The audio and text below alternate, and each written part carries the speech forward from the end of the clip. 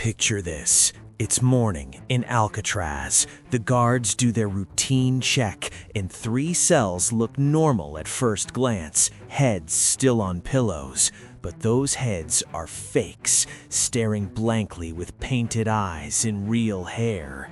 The real men, Frank Morris and the Anglin brothers, are gone, vanished into the freezing San Francisco Bay after digging out with nothing but stolen spoons. No bodies ever washed up, no definitive proof they drowned. So did the deadly current swallow them whole, or did 3 clever inmates actually beat the unbeatable rock? The truth is wilder than the movies. Stay tuned. Alcatraz was designed to crush hope. A rocky island fortress, 1.5 miles off San Francisco, surrounded by water cold enough to kill in minutes, 50 to 54 degrees Fahrenheit, and currents tearing at 6 to 10 knots. From 1934 onward, no one had ever escaped and lived to tell about it. Al Capone tried, Machine Gun Kelly tried, they all failed. But Frank Morris was built different. Orphaned as a child, shuffled through foster homes, IQ over 130, already escaped from prisons twice before. He was quiet, calculating, always 3 steps ahead. Then the Anglin brothers, John and Clarence, joined him.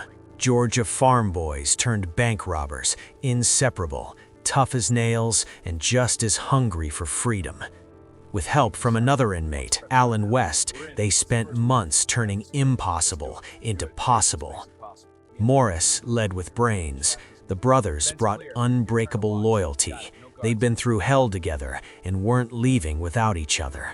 For over 6 months, they worked in silence. Spoons stolen from the mess hall, sharpened into chisels, scraping concrete vents night after night. Morris played his accordion during rec time to cover the scraping sounds. They built fake vent grills from papier-mâché and magazine pages so guards wouldn't notice the holes. And the dummies, plaster heads painted to look like skin, real hair glued on from the prison barber, lifelike enough to fool a quick bed check in the dark. After lights out at 9:30 p.m., they went for it. Final scrape, the vent finally wide enough. They squeezed into the narrow utility corridor behind the cells, climbed 30 feet straight up plumbing pipes, silent, every muscle tense.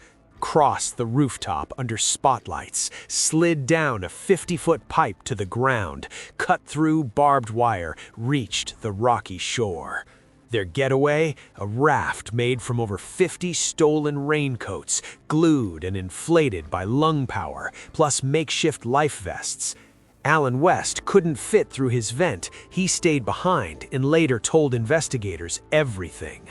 Around 11 p.m., the 3 men pushed the raft into the black freezing bay and disappeared. June 12 morning roll call, 3 dummies in the beds. Alarm, chaos, Coast Guard boats, FBI agents, helicopters sweeping the bay. They recovered pieces of the raft and 1 paddle floating miles away, but no bodies. The FBI searched for 17 years. In 1979, they officially closed the case. The men most likely drowned, but the U.S. Marshal Service still keeps the file active until at least 2026. Quick note, if 3 inmates could pull this off, what else might we have missed? Like the Roanoke colony vanishing into thin air. More on mysteries like that coming soon. The questions keep coming. Bodies almost always wash up in San Francisco Bay, yet nothing. Then letters started arriving, one in 2013 supposedly from John Anglin. We all made it that night, but barely. I'm 83 now, dying of cancer. The FBI tested it and couldn't prove it was fake.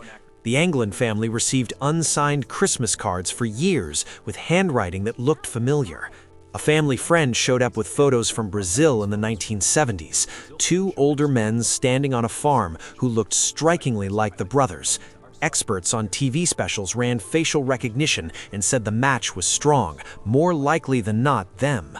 A 2014 computer simulation of the tides proved that if they launched at the right moment around midnight, the currents could have carried them safely to Angel Island instead of dragging them out to sea. So maybe the cold water won, or maybe they made it to shore, slipped away, and lived free for decades. Human hope versus the most impossible prison ever built. Did Frank Morris and the Anglin brothers pull off the escape of the century? What do you believe? Swallowed by the bay, or proof that even Alcatraz could be beaten? Tell me in the comments, drowned or escaped? If this story gripped you, hit like, subscribe for more dark, unsolved mysteries, and turn on notifications. Next, we're going deeper into vanishings like the lost colony of Roanoke. Thanks for watching, and never stop questioning the official story.